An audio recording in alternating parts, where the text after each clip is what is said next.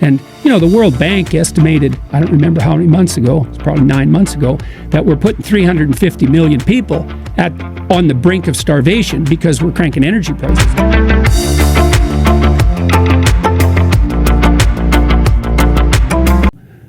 Death. And then you crank up energy prices. Well, what happens is you just take a bunch of those people at the bottom of the distribution, the poor that the left is so, hypothetically concerned with, and they're just done. They go from barely hanging on to not hanging on. And their kids go from having some ghost of a chance of opportunity to having none. And I could see this coming. You really saw it happening in Germany and the UK, where we have this absolute rat's nest of way more expensive energy. And this is where it gets extremely perverse. You might say, okay, look, we have to save the future poor. And so now some of the present poor are going to have to suffer. Well, that's convenient for you if you happen not to be one of those poor people, but let's give the devil his due and say, okay. It's like, that'd be fine with me. Not really. That'd be fine with me if the consequence of your actions, raising energy prices, for example, actually produced an improvement in those things you wanted to improve. So, for example, energy is more expensive, but now the air is cleaner. But that isn't what's happened in Germany. Right. What's happened in Germany is energy is like 5 times as expensive, and the coal plants are back on. So it's like, even by your own criteria for success, you failed, and you did it at the expense of the poor. And, the World Bank estimated, I don't remember how many months ago, it's probably 9 months ago, that we're putting 350 million people on the brink of starvation because we're cranking energy prices up. And so for me, it's like, that's 350 million people. That's 3 times as many as the communists killed, in their 6 decades of trying.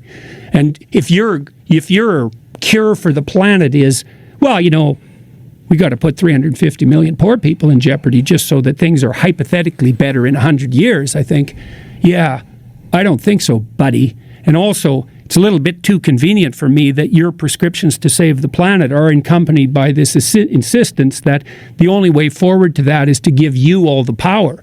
It's like, there's a bit of a moral hazard in that, don't you think? It's like, I'm just saving the planet.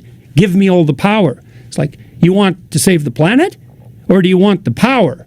And let's put the second one first, because the probability that you're a saint or the Messiah is pretty damn low.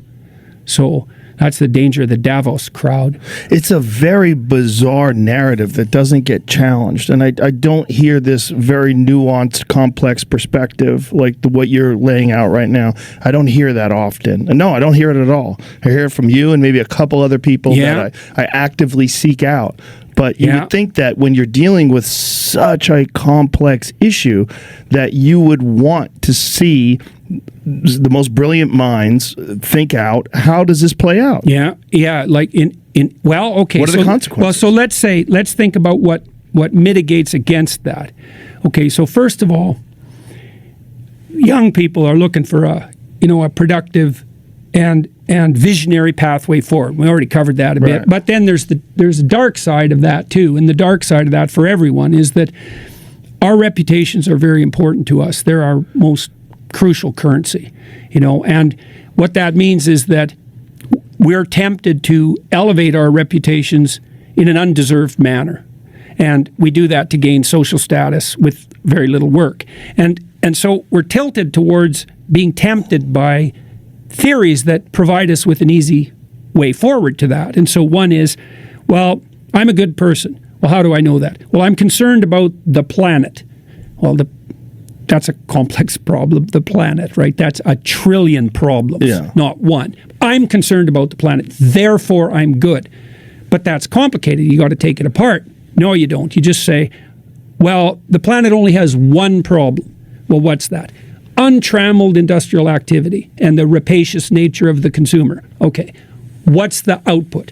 Too much carbon dioxide. Okay, I'm against carbon dioxide. Well, bang, you're the Messiah, with no work. And then someone like Lomberg comes along and says, hold on there, guys. We got like 30 problems, not one. And we need to rank order the problems, and we need to do a differentiated analysis, and your idiot interventions are going to cause nothing but unintended consequences, and no one wants to hear that because, number one, it's complicated. You got to read the damn book, and you got to think through his arguments. And number two, well, now where are you going to get your cheap moral virtue? You can't just be the Messiah by waving a banner that says, I don't like carbon dioxide. And so that runs against a very, very deep narcissism. And so that's part of what stands in opposition to people, especially people like Lomberg. And that's accentuated by social media. Yeah, definitely. Like greatly. Yeah. Well, social media is a great place to garner unearned social reputation. Yeah. I mean, it can be gamed, and it is gamed. And we also even know the nature of the people who game it. There's a whole emergent psychological literature concentrating on dark